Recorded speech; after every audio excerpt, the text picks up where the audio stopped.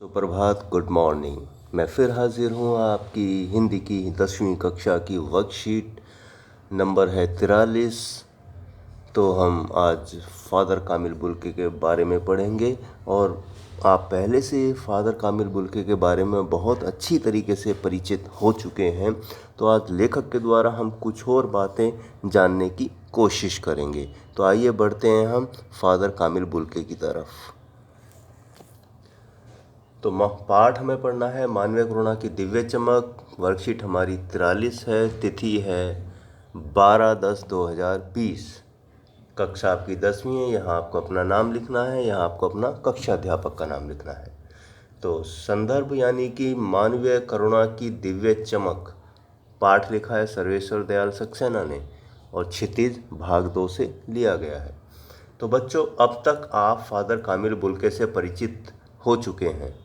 अब आगे बढ़ते हुए लेखक ने उनके व्यक्तित्व के बारे में कुछ और बातें कही हैं, उन्हें जानने की कोशिश करते हैं। तो आइए, कुछ खास बातें वो क्या हैं तो पढ़ते हैं हम इस गद्यांश को, देखते हैं क्या और ख़ास बातें फादर के बारे में लिखी हुई हैं लेखक के द्वारा। तो इस तरह हमारे बीच से वह चला गया जो हम में से सबसे अधिक छायादार, फल फूल, गंध से भरा और सबसे अलग, सबका होकर सबसे ऊंचाई पर मानवीय करुणा की दिव्य चमक में लहलहाता खड़ा था, जिसकी स्मृति हम सबके मन में जो उनके निकट थे किसी यज्ञ की पवित्र आग की आंच की तरह आजीवन बनी रहेगी। मैं उस पवित्र ज्योति की याद में श्रद्धानत हूँ। अब क्योंकि फादर कामिल बुल्के गुजर गए हैं, लेखक के सामने सब कुछ है, आंखों में दिख रहा है, जिनके साथ एक लंबा और अच्छा समय उन्होंने गुजारा। एक ऐसे बड़े भाई की तरह फादर कामिल बुल्के उनके साथ हमेशा थे, हर मुसीबत में थे, प्रेम और आशीर्वाद से भरे थे। इसलिए लेखक ने उन्हें कहा कि वह हमारे बीच नहीं रहा जो सबसे अधिक छायादार, फल फूल, गंध से भरा और सबसे अलग, सबका होकर सबसे ऊंचाई पर मानवीय करुणा यानी कि मानवीय यानी मानव के यानी मनुष्य के गुणों से भरा हुआ। अब आप अंदाज़ा लगा सकते हैं कि मानव के गुणों से भरा हुआ व्यक्ति कितना सुंदर होता है। वो हर किसी के लिए खड़ा रहता है, मुसीबत में खड़ा रहेगा, दुख दर्द में खड़ा रहेगा, तुम्हारे साथ एक छाया की तरह रहेगा, एक आशीर्वाद की तरह रहेगा। तो इतने गुण उनमें थे और सबसे अलग भी था। सन्यासी होकर भी रिश्ते ऐसे निभाते कि कभी ना छोड़ते थे, ये हम पढ़ चुके हैं। तो लेखक ने इसलिए उन्हें मानवीय करुणा की दिव्य चमक कहा कि मानवीय गुणों से फादर कामिल बुल्के भरे हुए थे। और पवित्र आँच की ज्योति, आप देख सकते हैं यहाँ पे कि पवित्र आँच की ज्योति उन्होंने कहा है कि आजीवन बनी रहेगी। तो पवित्र आँच यानी आग में तो वही जलकर आदमी पवित्र हो जाता है। कोई भी चीज़ जलती है अग्नि के द्वारा तो वो पवित्र कही जाती है। इसलिए लेखक ने कामिल बुल्के को पवित्र आँच की ज्योति कहा, क्योंकि वो सत्य की मूर्ति भी थे, करुणा की मूर्ति भी थे, प्रेम की मूर्ति भी थे, स्वार्थ से परे थे, लोगों की मदद करते थे। आजीवन उन्होंने अपना जीवन ऐसे ही भारत को समर्पित किया। इसलिए उनको मानवीय करुणा की दिव्य चमक भी कहा और पवित्र ज्योति भी। मैं श्रद्धानत हूँ। आज फादर कामिल बुल्के नहीं है, तो इसलिए लेखक कह रहा है कि मैं श्रद्धा से झुका हुआ हूँ। श्रद्धानत मतलब श्रद्धा से झुका होना। उपरोक्त पंक्ति सर्वेश्वर दयाल सक्सेना जी ने फादर कामिल बुल्के को याद करते हुए उनके निधन के उपरांत लिखा है।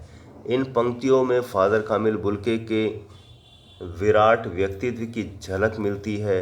लेखक का मानना है कि अब तक राम कथा है, यानी जब तक राम कथा है, इस विदेशी भारतीय साधु को याद किया जाएगा और उन्हें हिंदी भाषा और बोलियों के अगाध प्रेम का उदाहरण माना जाएगा।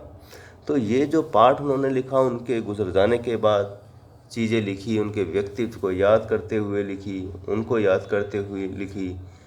तो फादर कामिल बुल्के के बारे में लेखक ने कहा है कि जब तक राम कथा है, क्योंकि उन्होंने जो रिसर्च किया, शोध किया, वो रामायण को लेकर किया, राम कथा को लेकर किया, और इतना ईमानदारी और ढंग से और सुंदर ढंग से किया कि इसलिए लेखक कहता है कि जब तक राम कथा रहेगी तब तक फादर को याद किया जाएगा, क्योंकि उनका हिंदी प्रेम भी बहुत गहरा था, बोलियों के प्रति भी प्रेम गहरा था।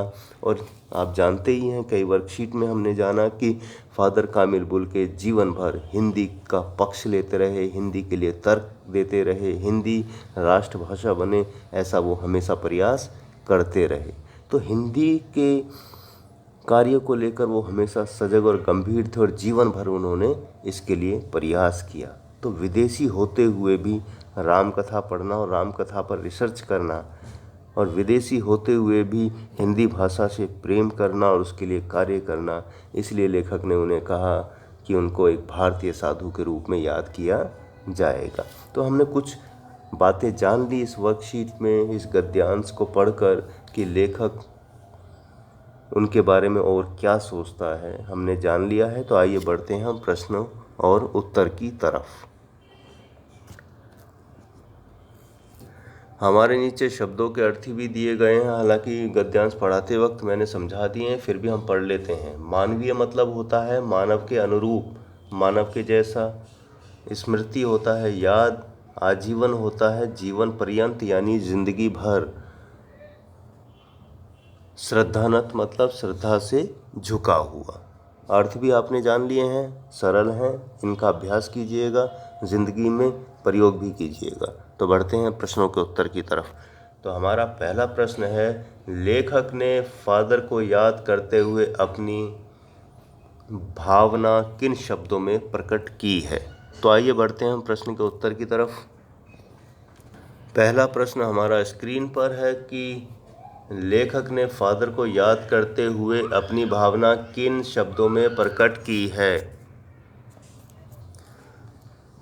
तो उत्तर हमारा है, लेखक ने उन्हें याद करते हुए उन्हें फल फूल, गंध से भरा, छायादार और सबसे अलग, सबका होकर, सबसे ऊंचाई पर, मानवीय करुणा की दिव्य चमक में लहलहाता वृक्ष कहा है। हाँ बच्चों, तो ये सच है कि वो एक ऐसा व्यक्तित्व थे फादर कामिल बुल्के, जो हमेशा दूसरों के लिए तैयार रहते थे, मदद करते थे, प्रेम से भरे रहते थे, दूसरों को कितना भी बड़ा दुख हो उसमें तसल्ली देते थे। तो इसलिए लेखक ने उन्हें गंध यानी सुगंध से भरा, सबसे ऊंचाई पर, सबसे अलग, मानव के अच्छे गुणों से भरा हुआ, लहलहाता एक बड़ा वृक्ष कहा है। तो दूसरा प्रश्न हमारा स्क्रीन पर है कि फादर के लिए मानवीय करुणा की दिव्य चमक का संबोधन क्यों किया गया है। उत्तर इसका है कि फादर के मन में दूसरों के प्रति करुणा और प्रेम का भाव था, और गरीब असहाय के लिए हमेशा करुणा का भाव भरा हुआ था, दया का भाव भरा हुआ था, जिसके कारण लेखक ने फादर को मानवीय करुणा की दिव्य चमक का संबोधन किया।